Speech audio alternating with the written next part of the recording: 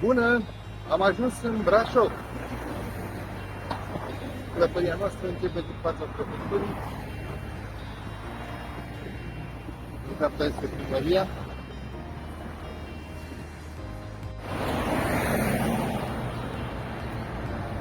Și ne îndreptăm spre Piața Sfatului.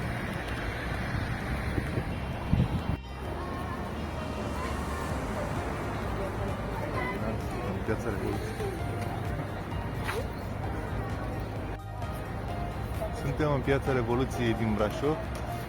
Vreau să vă arăt ceva.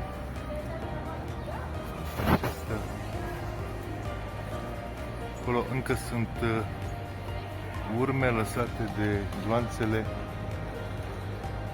din perioada Revoluției din 1989, când au fost ucise peste 60 de persoane. Clădirea aceasta mult timp a păstrat urmele mai multor gloanțe.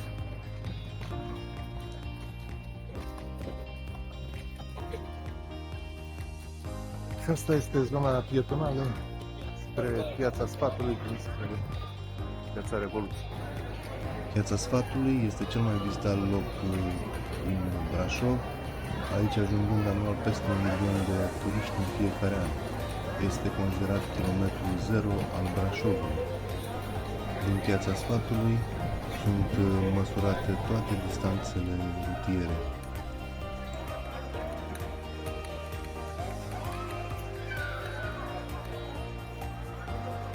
Vom sta mai multe zile în Brașov și vom avea timp să vizităm mai multe obiective.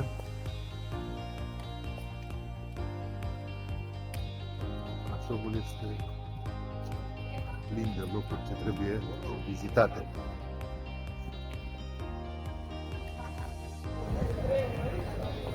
Brașovul este unul din primele orașe care s-a revoltat împotriva sistemului comunist. În 1987 a avut loc o revoltă a muncitorilor la tractorul. Câte neamintesc.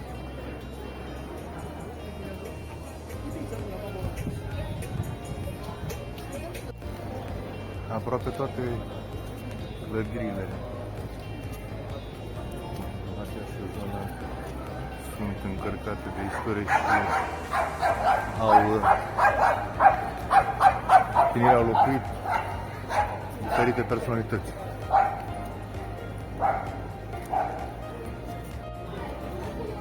Ne apropiem de Piața Sfatului, care este una din principalele atracții ale Brașovului.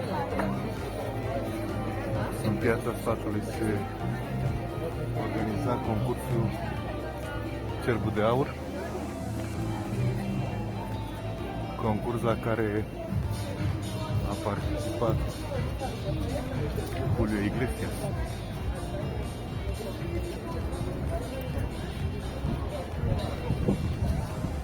Se observă și Biserica Neagră.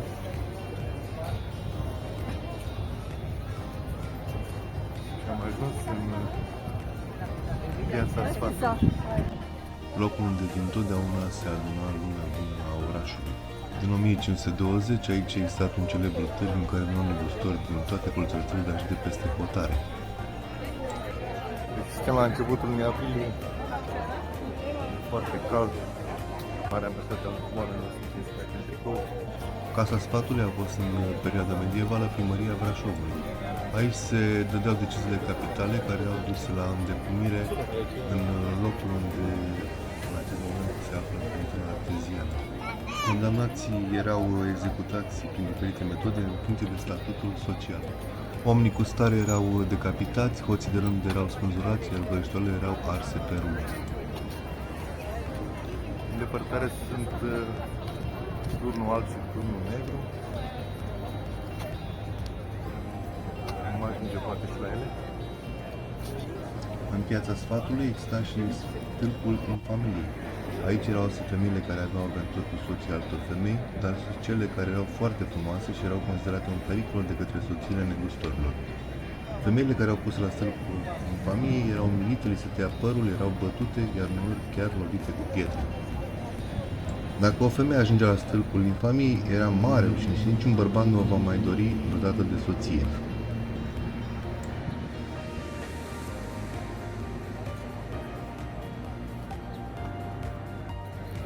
Ne vom îndrepta acum spre Biserica Neagră.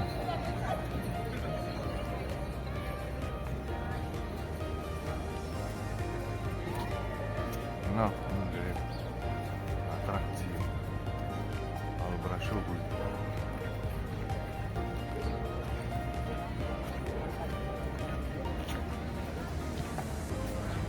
În zonă sunt și anticariate.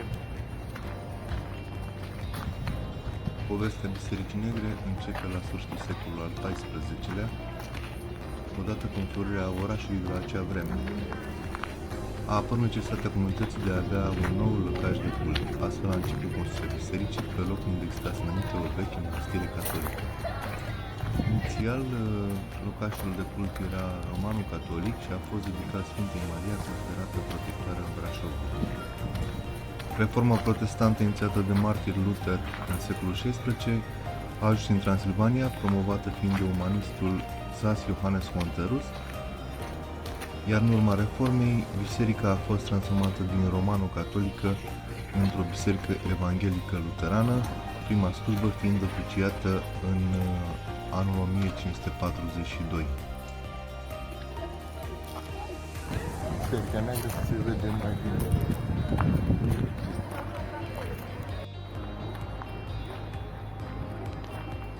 Colegiul Național Johannes Monterus. În anul 1689, un incendiu devastator a mistuit integral Brașovul. Cuprinsă de flăcări, Biserica Sfânta Maria a suferit pagube semnificative. Fumul și funingii a rămas în urma incendiului, au înnegrit pereții edificiului, fapt ce a eternat pe localii să o numească Biserica Neagră.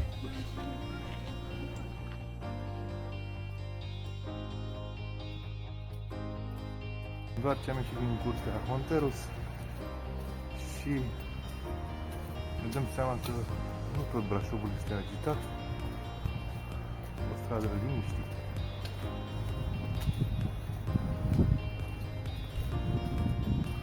Și nu sunt decât la 50 de metri.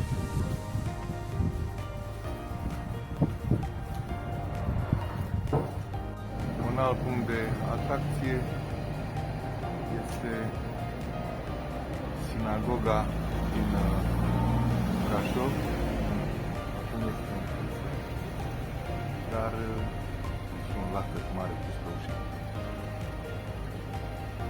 Dar între când am vizitat-o, intrarea costă 20 de lei din câte se pare, dar orele de vizită sunt între 10 și 14.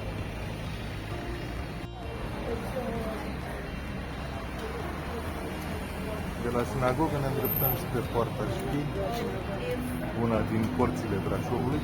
Și dacă tot de un Brașov ne îndreptăm spre Poarta Știi, nu putem ocoli unul din cele mai căutate locuri din Brașov, strada Sforii.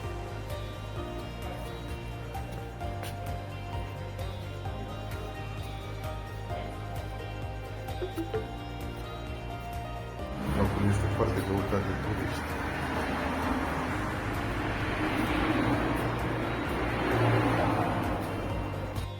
Într-un clasament a celor mai înguste străzi din Europa, strada Sforii ocupă locul 3. Lățimea străzii variază între 1,11 și 1,35 de metri, ceea ce îi conferă titlul de cea mai îngustă stradă a municipiului Brașov. Strada Sforii are o lungime de 80 de metri, sența sa fiind atestată în documentele din secolul al XVII ca un simplu coridor pentru a ajuta munca pompierilor. Legenda spune că în perioada medievală, cuplurile se ascundeau aici să se sărute în intimitate, dar și tinerii îndrăgostiți ai căror părinți nu erau de acord cu relația lor. Legenda, care a durat ani de zile, mai spune că tinerii îndrăgostiți care se sărută pe strada Sporii vor rămâne pentru totdeauna împreună. Strada Sforii a fost restaurată, marcată și iluminată în anul 2003 pentru a fi redată în condiții cât mai bune circuitului turistic. În anul 2018 a fost dezvăluită și o statuie care împățișează o femeie învăluită în sfoară, care arată către strada Sforii dinspre strada Cerbului. Din păcate, la scurt timp după redeschiderea punctului de atracție turistică, statueta a fost vandalizată, iar momentan lipsește brațul care arată spre strada Sforii. Lângă poarta Schiei se află poarta Ecaterina, care mie îmi place foarte mult, o vă dau și din față.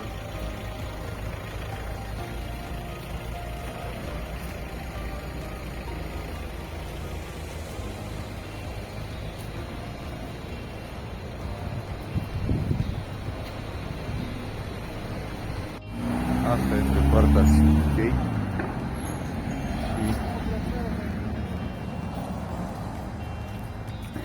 și așa cum am spus, ne îndreptăm spre poarta Ecaterina, a cărei arhitectură mie îmi place foarte mult. Poarta Ecaterinei a fost una din porțile fortificate ale cetății Brașovului, situată la mijlocul latului de sud-vest, între bastionul Țesătorilor și bastionul Cherărilor.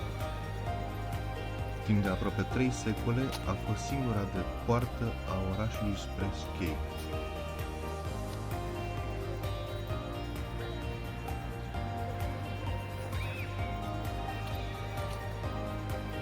Este poarta Ecaterina. Deasupra porții există o placă având stema Brașovului și două inscripții în limba latină care înseamnă una dintre ele: Turnul puternic este numele Domnului, cel drept se va întoarce la el, se va adăposti. Iar cea de-a doua, această poartă a fost în timpul celui de-al doilea mandat de funcționar primarului Johan Bertinger.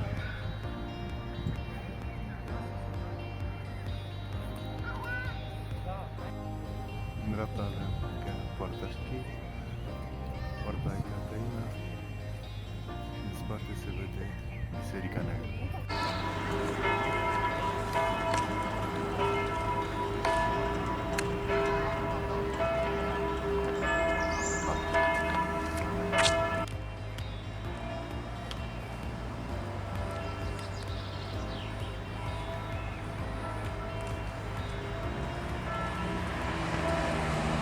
Și ne vom duce după ziluri, după ce vom găsi o trecere de prieteni. Am găsit.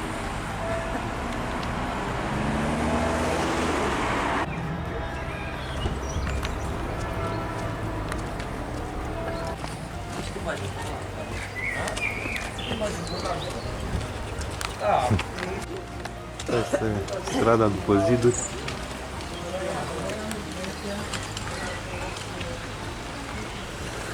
Stânga este Parcul Brașovului. Unul dintre ele.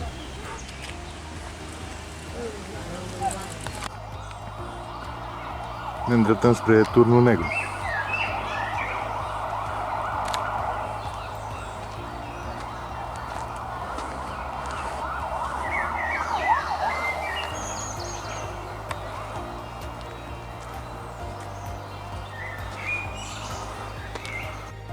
Turnul Negru este unul din cele 4 turnuri de observație ale cetății Brașovului, construit ca o fortificație independentă în afara zidurilor cetății. Are o înălțime de 11 metri și iar zidurile au o grosime de 2 metri.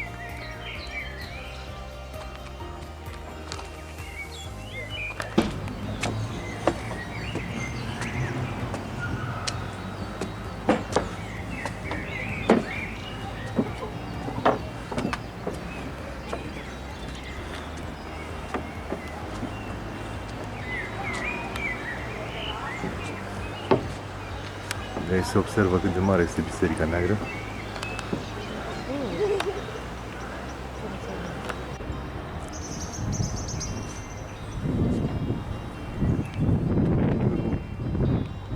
O suprafață de 50 de metri pătrați. Turnul Alb este amplasat ceva mai sus decât Turnul Negru. Ne-am ales această variantă pe jos, dar se poate vizita și mergând cu mașina pe drumul ce duce către Poiana Brașov.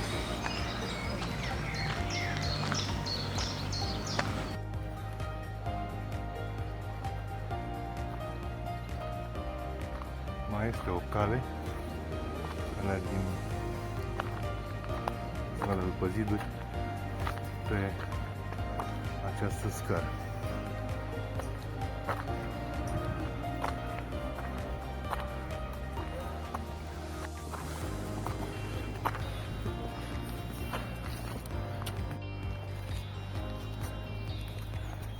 Priveliștea este destul de frumoasă și din acest motiv mulți urcă pentru a vizita turnul Alb. În perioada 1950-1960, Brașovul i-a fost schimbat denumirea în orașul Stalin de către liderii comuniști de la acea vreme pentru a lăuda cele mai productive orașe muncitorești din țară la vremea respectivă.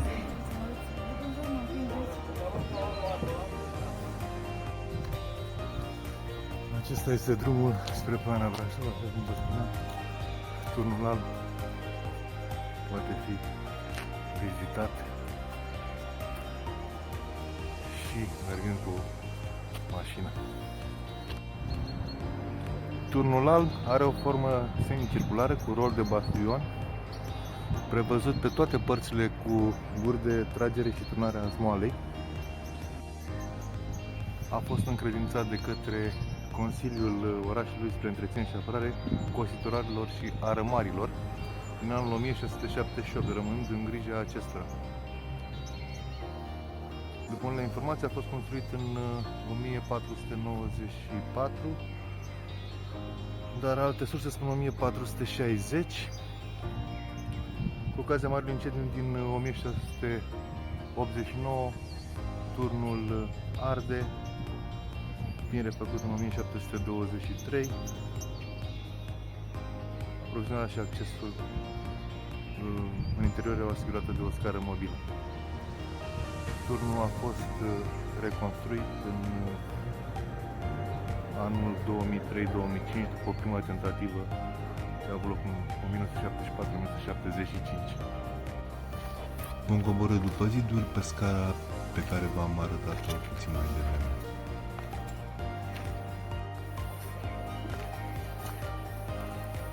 Scara e destul de lunecoasă. Trebuie să avem grijă.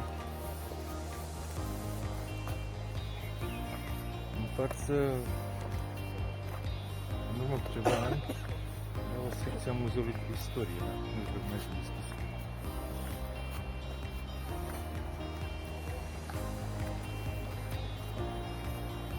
Cred că e mult mai ușor de coborât decât de urcat.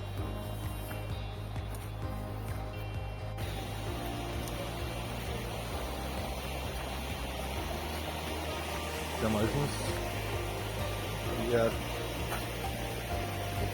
după ziduri.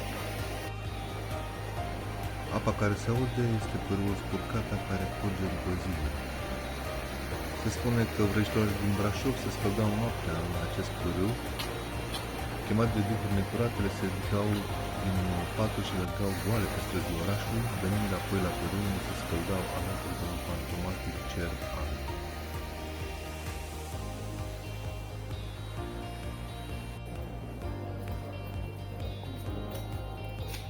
Vom întoarce în Piața Sfatului.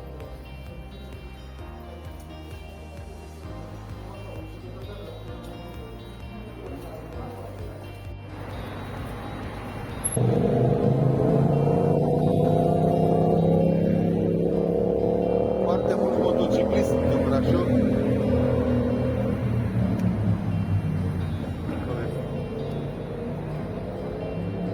Muzeul Casa Mureșilor, pe care l-am vizitat anul trecut.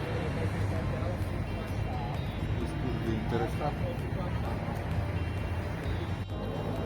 Se cunoaște că este un oraș turistic. Două patrule de poliție locală.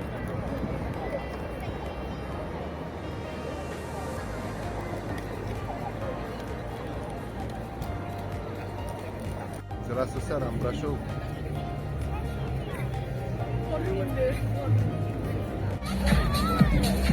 Călătoria noastră în Brașov se încheie un spectacol oferit de echipei locale de copii care a câștigat hashtag